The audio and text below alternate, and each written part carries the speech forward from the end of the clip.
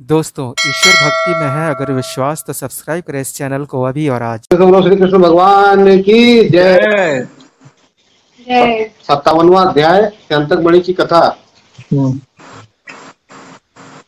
श्री सुखदेव मुनि बोले कि महाराज, सत्राजित ने पहले तो श्री कृष्ण को मणि की चोरी लगाई, पीछे झूठ समझकर लज्जित होकर उसने अपनी कन्या सत्यभामा हरि को ब्याह दी।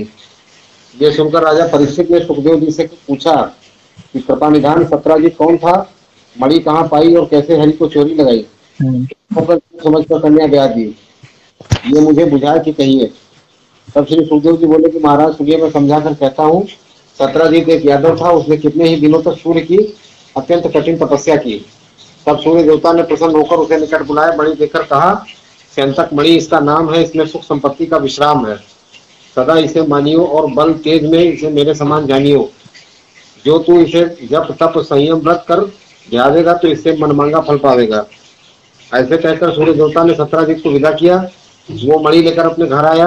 आगे प्रातः ही उठकर स्नान करके ध्यान तर्पण से निश्चिंत होकर नित्य चंदन अक्षत पुष्प धूप दीप नैवेद्य सहित मणि की पूजा किया करे और उस मणि से जो 8 भार सोना निकले उसको ले ले और प्रसन्न रहे। एक दिन पूजा करते करते सत्राजित ने मणि की शोभा और कांति देखकर निज मन में विचारा कि ये मणि श्री कृष्णचंद्र जी को ले जाकर दिखाई जावे। तो ऐसा विचार करके मणिकंठ में बांधकर सत्राजित यदुवंशियों की सभा में चला। मणि प्रकाश दूर से देखकर यदुवंशी खड़े होकर श्री कृष्णचंद्र जी से कहने लगे कि महाराज, तुम्हारे दर्शन की अभिलाषा किए सूर्य चला आता है। तो रुद्र इंद्रादि सब देवता ध्यावते हैं और 8 प्रहर तुम्हारा ही ध्यान धर के यश गावते हैं। तुम्ही आदि पुरुष अविनाशी, तुम्हें नित्य सेवत कमला भई दासी।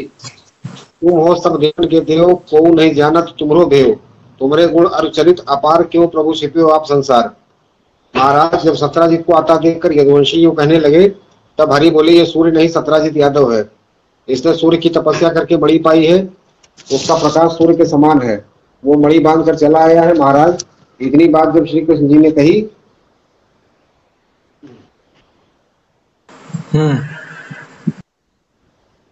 तब तक वो आकर सभा में बैठा जहाँ यादव पासासार खेल रहे थे। मणि की कांति देखकर सबका मन मोहित हुआ और श्री कृष्णचंद्र जी देख रहे थे। तब सत्राजित कुछ मन ही मन समझकर उस समय विदा होकर अपने घर गया। आगे वो मणि गले में बांध कर नहीं जावे। एक दिन यदुवंशियों ने हरि से कहा कि महाराज, सत्राजित से मणि लेकर उग्रसेन को दीजिए और जगत में यश लीजिए। ये मणि उसे नहीं फपती, ये राजा को दो और संसार में यश बढ़ाई लो। देने का नाम सुनते ही वो प्रणाम करके चुपचाप वहां से उठकर सोच विचार करता अपने भाई के पास आकर बोला कि आज श्री कृष्ण जी ने मुझसे मणि मांगी और मैंने न दी। इतनी बात जो सत्राजित के मुंह से निकली तो क्रोध करके उसका भाई प्रसेन मणि लेकर अपने गले में डाली और शस्त्र लगाए घोड़ा पर चढ़कर अहेर के लिए निकला। महावन में जाए, धनुष चढ़ाए, लगा सांवर चीतल पाढ़े और मृग मारने। इतने में एक हिरन जो उसके आगे झपटा तो इसने भी खिंचलाए कर उसके पीछे घोड़ा दौड़ा दिया और चला चला अकेला वहां जा पहुंचा जहां युगान युग की एक बड़ी अंधी गुफा थी। मृग और घोड़ा के पांव की आहट पाकर उसमें से एक सिंह निकला। वो दोनों को मारकर मणि लेकर उसी गुफा में बढ़ गया। मणि के जाते ही उस अंधेरी गुफा में ऐसा प्रकाश हुआ कि पाताल तक चांदनी हो गई। वहां जामवंत नाम का एक ऋषि जो श्री रामचंद्र जी के साथ रामावतार में था, तो त्रेता युग से वहां कुटुंब सहित रहता था। वो गुफा में उजाला देखकर धाया और चला सिंह के पास आया। फिर वो सिंह को मारकर मणि लेकर अपनी स्त्री के निकट गया। उसने मणि लेकर अपनी पुत्री के पालने में बांधी। वो उससे नित हंस हंस कर खेला करे और सारे स्थान में 8 पहर प्रकाश रहे। इतनी कथा कहकर श्री सुखदेव जी बोले कि महाराज, मणि खो गई और प्रसेन की यह गति भई। तब प्रसेन के साथ जो लोग गए थे वे आकर सत्राजित से कहने लगे कि महाराज, हमको त्याग अकेले धायो, जहाँ गयो तहाँ खोज न पायो, कहत न बने ढूंढ फिर आए, कहूँ प्रसेन न बन में पाए। इतनी बात के सुनते ही सत्राजित वहां खाना पीना छोड़कर उदास होकर चिंता करके मन ही मन कहने लगा कि ये बात श्री कृष्ण जी की है, जो भाई को मणि के लिए मारकर घर आया बैठा। पहले मुझसे मणि मांगता था, मैंने न दी, अब उसने तो ले ली। ऐसा ही मन कहे और रात दिन चिंता में रहे। एक दिन वो रात्रि के समय स्त्री के पास सेज पर तन शरीर मन मलिन करके बैठा मन में कुछ विचार करता था कि उसकी स्त्री ने कहा कि कहा तन तुम मन सोचत रहो, मोसो भेद आपनो कहो। सत्राजित बोला कि स्त्री से कठिन बात का भेद कहना उचित नहीं है, क्योंकि उसके पेट पर कोई बात पचती नहीं। जो घर में सुनती है तो बाहर प्रकाश कर देती है, वो अज्ञानी है। इसे किसी बात का ज्ञान नहीं है, भली है कि बुरी। इतनी बात के सुनते ही सत्राजित की स्त्री खिजला कर बोली, अब कोई बात घर में सुन बाहर कही है जो तुम कहते हो? सब नारी तो एक समान है। यो सुनाया कर कहा, जब तक तुम अपने मन की बात मेरे आगे न कहोगे तब तक मैं न पानी नहीं खाऊंगी। ये वचन नारी के सुनकर सत्राजित बोला कि झूठ सच की तो भगवान जाने, मेरे मन में एक बात आई है तो तेरे आगे कहता हूँ, परंतु किसी के सामने मत कहियो। उसकी स्त्री बोली, अच्छा नहीं कहूंगी। तब सत्राजित कहने लगा कि एक दिन श्री कृष्ण जी ने मुझसे मणि मांगी थी और मैंने नहीं दी। इससे मेरे जी में आता है कि उसी ने मेरे भाई को वन में जाकर मारा और मणि ले ली। ये उसका काम है, दूसरे की सामर्थ्य नहीं जो ऐसा काम करे। इतनी कथा कहकर श्री सुखदेव जी बोले कि महाराज, इस बात को सुनते ही उसको रात भर नींद नहीं आई और 7-5 करके रैन गंवाई। भोर होते ही उसने जाए सखी सहेली और दासियों से कहा कि श्री कृष्ण जी ने प्रसेन को मारा और मणि ले ली। ये मैंने अपने कंठ के मुख से सुना है, परंतु तुम किसी के आगे मत कहियो। ये वहां तो भला कह चुपचाप चली आई, पर अचरज करके एकांत में बैठकर आपस में चर्चा करने लगी। निदान एक दासी ने यह बात श्री कृष्णचंद्र जी के रनिवास में जाकर सुनाई। सुनते ही सबके जी में आया कि सत्राजित की स्त्री ने ये कहा है तो झूठ न होगी। ऐसे समझ उदास होकर के सब रनिवास श्री कृष्ण को बुरा कहने लगा। इस बीच में किसी ने आकर श्री कृष्ण जी से कहा कि महाराज, तुम्हें प्रसेन को मारने और मणि का कलंक लग चुका है, तुम क्या बैठे करते हो, उसका उपाय करो। इतनी बात के सुनते ही श्री कृष्ण जी पहले तो घबराए, पीछे कुछ सोच समझकर वहां आए जहाँ उग्रसेन, वसुदेव, बलराम सभा में बैठे थे और बोले कि महाराज, हमें सब लोग कलंक लगाते हैं कि कृष्ण ने प्रसेन को मारकर मणि ले ली। इससे आपकी आज्ञा लेकर प्रसेन और मणि को ढूंढने जाते हैं, जिससे ये अपयश छूटे। यूं कहकर श्री कृष्ण जी वहां से आए। कितने यदुवंशियों और प्रसेन के साथियों को साथ लेकर वन को चले। कितनी एक दूर जाए देखे तो घोड़े के चरण चिन्ह दृष्टि पड़े। उन्हीं को देखते देखते वहां जाए पहुंचे जहां सिंह ने तुरंग समेत प्रसेन को मार खाया था। दोनों की लाश और सिंह के पांव के चिन्ह देखकर सबने जाना कि उसे सिंह ने मार खाया है, पर मणि न पाई। श्री कृष्णचंद्र जी सबको साथ लिए लिए वहां गए जहां वो औंधी अंधेरी महाभयावनी गुफा थी। उसके द्वार पर देखते क्या है कि सिंह मरा पड़ा है और मणि वहां भी नहीं है। ऐसा अचरज देख करके सब कृष्ण जी से कहने लगे कि महाराज, इस वन में ऐसा कौन सा बड़ा जंतु आ गया जो सिंह को मारकर मणि लेकर गुफा में बैठा है। अब इसका कुछ भी उपाय नहीं है। जहां तक ढूंढने का धर्म था वहां तक आपने ढूंढा, तुम्हारा कलंक छूटा, अब नाहर के शिर अपयश पड़ा। श्री कृष्ण जी बोले, चलो इस गुफा में धंसकर देखे कि नाहर को मारकर मणि कौन ले गया।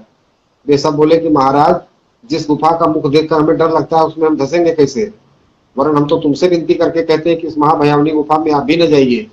अब घर को पधारिए, हम सब मिलकर नगर में कहेंगे कि प्रसेन को मारकर सिंह ने मणि ले ली और सिंह को मारकर कोई जंतु एक अति डरावनी और अंधेरी गुफा में गया, वो हम सब ने अपनी आंखों से देखा है। श्री कृष्णचंद्र जी बोले कि मेरा मन मणि में लगा है, अकेला गुफा में जाता हूँ, 10 दिन पीछे आऊंगा। तुम 10 दिन तक यहाँ रहियो, इसमें जो विलंब हो तो घर जाए संदेशा कहियो। इतनी बात कह करके हरि उस अंधेरी भयावनी गुफा में बैठे और चले चले वहां पहुंचे जहां जामवंत सोता था और इसकी स्त्री अपनी लड़की को खड़ी पालने में झुलाती थी। वो प्रभु को देखकर भय से पुकारी जामवंत जागा तो जाकर हरि से लिपटा और मल्ल युद्ध करने लगा। जब उसका कोई दांव और बल हरि पर न चला तब मन ही मन विचार करके कहने लगा कि मेरे बल के तो हैं लक्ष्मण और राम, और इस संसार में ऐसा बलि कौन है जो मुझसे करे संग्राम। महाराज जामवंत मन ही मन ज्ञान से विचार करके प्रभु का ध्यान करके बोला कि ठाड़ो भयो जोर के हाथ, बोलो दरस देहु रघुनाथ। अंतर्यामी मैं तुम जाने, लीला देखत ही पहचाने। भली करी लीनो अवतार करी हो, दूर भूमि को भार। त्रेता युग ते यही ठाव रहे हो, नारद भेद तुम्हारो कहो। मणि के काजे प्रभु इत आई है, तभी लोग तुमको दर्शन दे हैं। इतनी कथा कहकर श्री सुखदेव जी ने राजा परीक्षित से कहा कि हे राजा, जिस समय जामवंत ने प्रभु का यो बखान किया उसी काल श्री मुरारी भक्त हितकारी ने जामवंत की लगन देखकर मगन होकर राम का वेश धर के धनुष बाण लेकर दर्शन दिया। तब जामवंत ने साष्टांग प्रणाम होकर खड़े होकर हाथ जोड़ करके अति दीनता से कहा कि हे कृपा सिंधु, जो आपकी आज्ञा पाऊं तो अपना वैभव कह सुनाऊं। प्रभु बोले, अच्छा कह। तब जामवंत ने कहा, पति पावन दीनानाथ, मेरे चित्त में यह है कि यह कन्या जामवंती को ब्याह दूं, जगत में यश बढ़ाई लूं। भगवान ने कहा, जो तेरी इच्छा में आया तो हमें भी स्वीकार है। इतना वचन प्रभु के मुख से निकलते ही जामवंत ने पहले तो श्री कृष्ण की चंदन अक्षत धूप दीप नैवेद्य से पूजा की, पीछे वेद की विधि से अपनी बेटी ब्याह दी और उसके यौतुक में मणि भी रख दी। इतनी कथा सुनाए श्री सुखदेव जी मुनि बोले कि हे राजा, श्री कृष्णचंद्र जी आनंद कंद तो मणि समेत जामवंती को लेकर यो गुफा से चले, और जो यादव गुफा के मुख पर प्रसेन और श्री कृष्ण के साथी खड़े थे, जिनकी कथा सुनिए। गुफा के बाहर जब उन्हें 28 दिन बीते और हरि न आए, तब वे वहां से निराश होकर अनेक प्रकार की चिंता करते और रोते पीटते द्वारिका में आए। ये समाचार पाकर सब यदुवंशी निपट घबराए और श्री कृष्ण का नाम लेने महाशोक करने लगे और सारे रनिवास में कोहराम पड़ गया। निदान सब रानियां थी व्याकुल होकर तनछीन मन मलिन राज मंदिर से निकलकर रोती पीटती वहां आई। नगर के बाहर एक कोस पर देवी का मंदिर था। पूजा करके गौरी को मनाए हाथ जोड़कर सिग्नाए कहने लगी, हे देवी, तुझे सुर नर मुनि सब ध्यावते हैं और तुझसे जो वर मांगते हैं सो पाते हैं। तू भूत भविष्य वर्तमान की सब बात जानती है। सच सच कह श्री कृष्णचंद्र, आनंद कंद कब आएंगे? महाराज सब रानियां तो देवी के द्वार पर धरना दे जो मनाए रही। उग्रसेन बलदेव आदि सब यादव महाचिंता में बैठे थे कि इसी बीच श्री कृष्णचंद्र अविनाशी द्वारिकावासी हंसते हंसते जामवंती को लिए सभा में आए खड़े हुए। प्रभु का चंद्रमुख देखकर सबको आनंद हुआ और ये शुभ समाचार पाए सब रानियां भी देवी पूज कर आई और मंगलाचार करने लगी। इतनी कथा कहकर श्री सुखदेव जी बोले कि महाराज श्री कृष्णचंद्र जी ने आसन पर बैठते ही सत्राजित को बुला भेजा और वो मणि देकर कहा कि मणि मैंने नहीं ली, तुमने झूठ मूठ ही कलंक लगा दिया था। ये मणि जामवंत कपिलिनी सुता समेत वो यदि मणि ले तभी चले सिरनाए। सत्राजित मन सोचत जाए, हरि अपराध कियो मैं भारी, अनजाने दिन ही गुलगारी, यादव पति कलंक लगायो, मणि के काजे वैर बढ़ायो। अब ये दोष कटे सो कीजे, सत भामा मणि कृष्ण ही दीजे। महाराज ऐसे मन ही मन सोच विचार कर मणि लिए मन मारे सत्राजित अपने घर आया। उसने अपने जी का विचार स्त्री से कह सुनाया। उसकी स्त्री बोली, स्वामी ये बात तुमने अच्छी विचारी, सत्यभामा श्रीहरि को दीजिए, जगत में यश लीजिए।